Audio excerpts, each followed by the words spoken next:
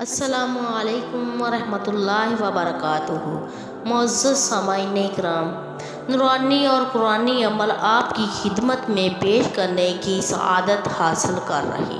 میں آپ کو 3 لفظوں کا طاقتور وظیفہ بتاتی ہوں۔ اگر آپ کا محبوب آپ کے ساتھ ظلم و زیادتی کر رہا ہے تو اس عمل سے وہ آپ کی مٹھی میں ہوگا۔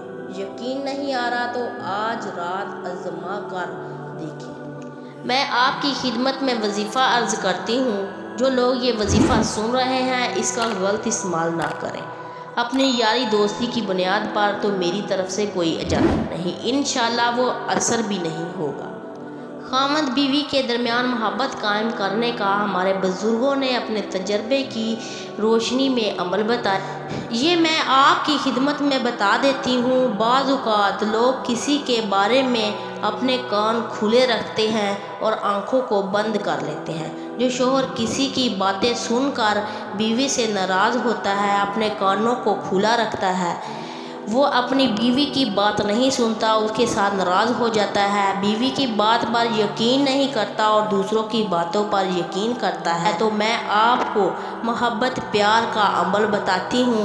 آپ اس کو کریں، انشاءاللہ اللہ تعالیٰ محبت پیدا کر دے گا۔ میں آپ کو مولانا اشرف علی تھانوی کا عمل بتاتی ہوں۔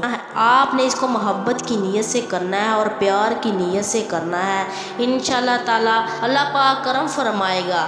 حضرت تھانوی رحمۃ اللہ علیہ اعمال قرآنی میں تعریف فرماتے ہیں، آپ نے 11 مرتبہ درود پاک پڑھنا ہے اور اس کے بعد آپ نے ایک تسبیح یا لطیفو کی کرنی ہے، ایک تسبیح یا ودودو کی کرنی ہے، ایک تسبیح یا قادرو کی کرنی ہے اور اس کے بعد 11 مرتبہ پھر درود پاک پڑھنا ہے۔ خاوند کی مہربانی اور پیار کا خیال دل میں رکھتے ہوئے آپ نے یہ پڑھنا ہے۔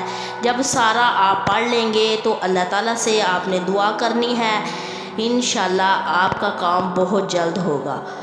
آپ کے خلاف جو خاوند بیوی کی نظر بد ہے، انشاءاللہ وہ ٹوٹ جائے گی۔ آپ نے 40 روز تک اس عمل کو کرنا ہے، انشاءاللہ خاوند بیوی میں محبت پیدا ہو جائے گی۔ اگر آپ کو ویڈیو اچھی لگی ہے تو اس کو لائک اور شیئر کریں اور ہمارے چینل کو سبسکرائب کریں۔ جزاک اللہ خیرہ۔